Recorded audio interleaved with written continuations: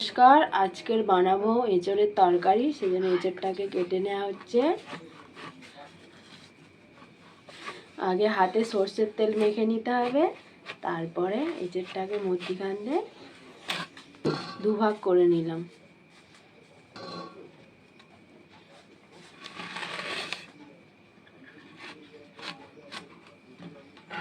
এঁচড়টার গায়ে যে কাঁটা কাঁটা সবুজ সবুজ, ওইগুলোকে ভালো করে ছাড়িয়ে নিতে হবে।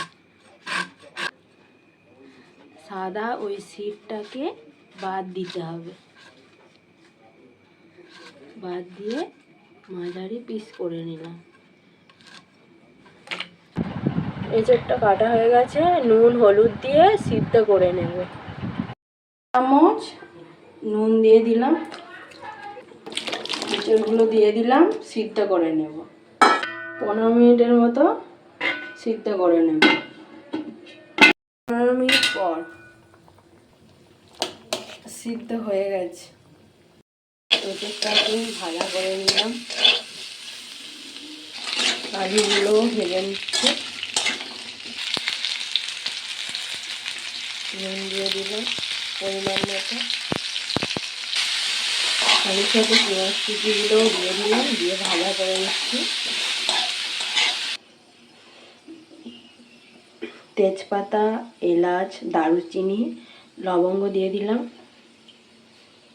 এরপর দিয়ে দিলাম রসুন বাটা, এরপর দিয়ে দিলাম আদা বাটা, 1 চামচ হলুদ গুঁড়ো, লঙ্কা গুঁড়ো 1 চামচ। ভালো করে কষিয়ে নেব। কেটে রাখা পেঁয়াজ কুচিও দিয়ে দেব, কেটে রাখা টমেটো কুচি দিয়ে দেব। ভালো করে কষানো হয়ে গেছে। ভেজে রাখা আলু পেঁয়াজ দিয়ে ভালো করে কষিয়ে নেব। ভালো করে কষানো হয়ে গেছে, পরিমাণ মতন জল দিয়ে দিলাম।